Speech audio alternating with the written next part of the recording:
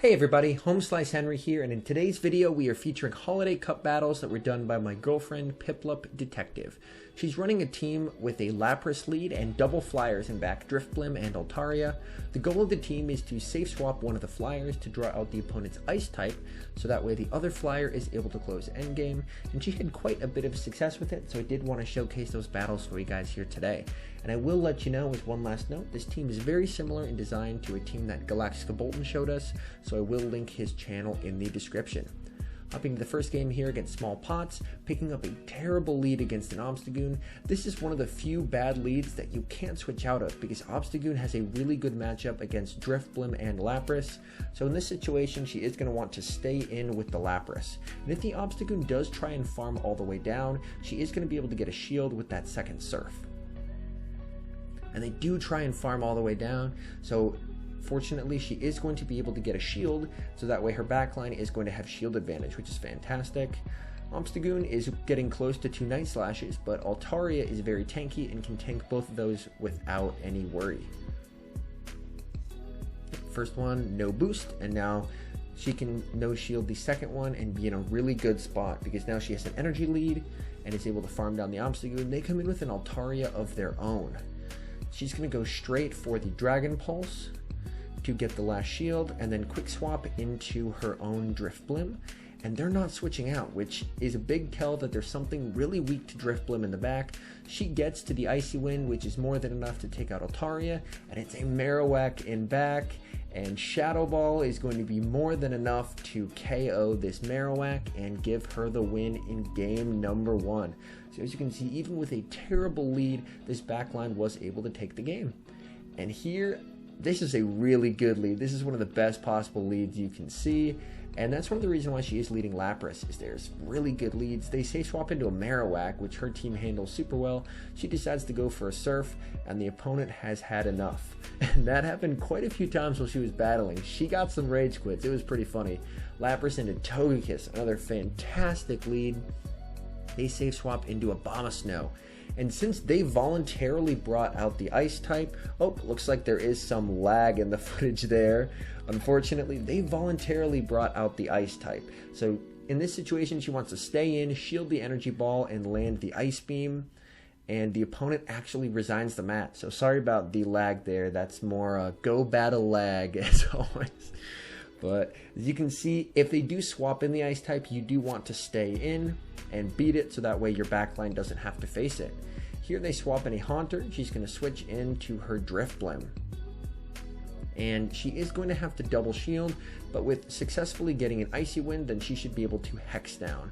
Unfortunately, the Haunter did sneak a fast move through, so they are going to be at another charge move right here. But the good news is she should be able to Hex down and be in a pretty good spot. Yep, able to Hex down, which is fantastic. And even though she is down a shield, she has a decent amount of energy. Galvantula comes out, and she's going for the debuff, just to make sure that it gets applied, and they no-shield it.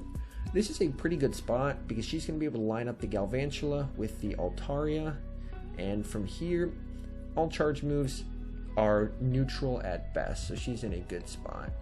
And they swap in their own Altaria. She brings back in the Lapras, and does decide to go for Surf, because she actually doesn't want to one-hit kill it. She would rather farm down and have energy to throw at Galvantula. So she actually throws a not very effective move to allow her to farm all the way down, and now she'll be able to get that shield off of Galvantula.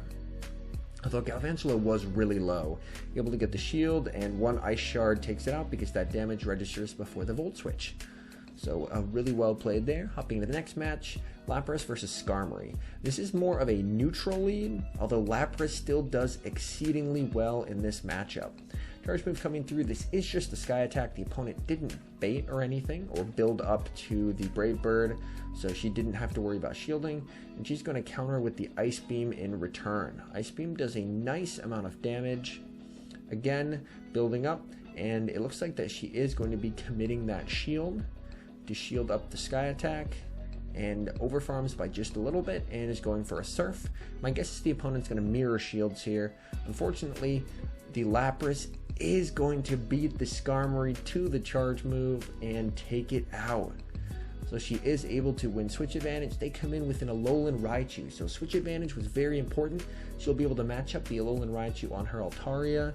And even though it's going to be doing heavy neutral damage, at least it's not doing super effective damage. So that's quite a better spot to be in. Going straight for the Sky Attack to apply some pressure to the very squishy Alolan Raichu.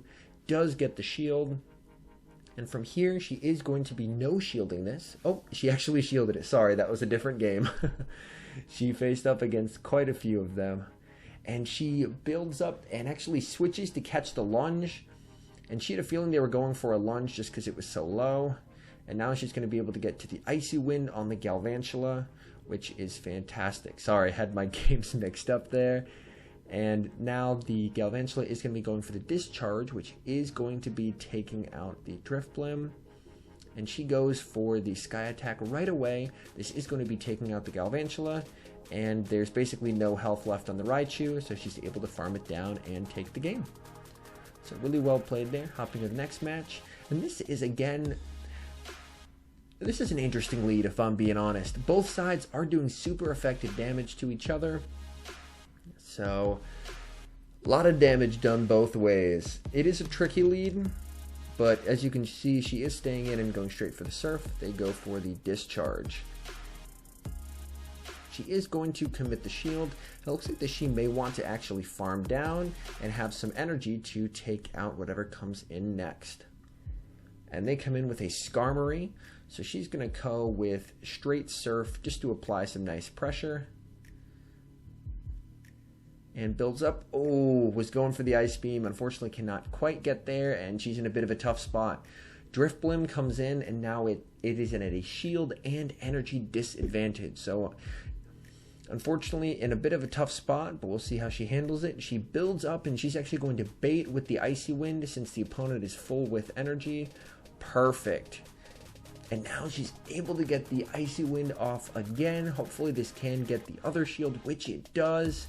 And now she's going to aggressively swap into Altaria to tank some energy from a double debuffed Skarmory.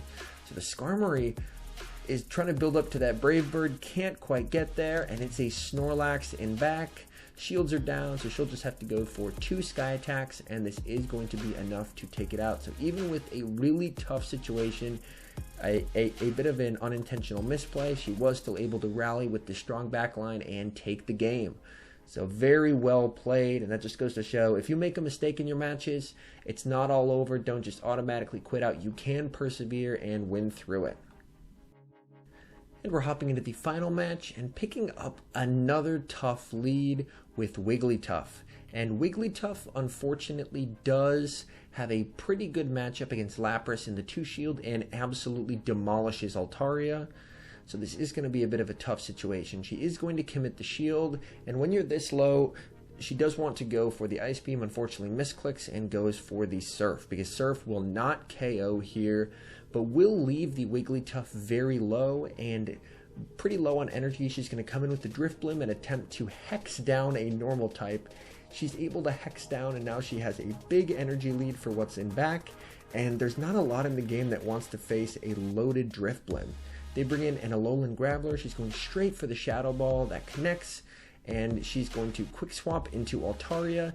And they counter with a Marowak. And Altaria does have a pretty solid matchup against Marowak, especially when Altaria does have an energy lead like she does. So that Sky Attack is going to land. Charge move coming through. This is more than likely going to be the Shadow Bone. She is going to commit her shield. It is the Shadow Bone. And she is going to have to tank a Shadow Bone, which Altaria can do no problem. And then she's going to be able to farm down. Unfortunately, she did get the defense debuff there, going straight for the charge move, and they should be getting the shield from Graveler. Graveler throws. This is going to be the Rock Blast. The question is, do they have 2 stacked? They weren't in for very long, and they did not have 2 stacked, able to Hex down and take the game. So as you can see, this is a fairly varied meta.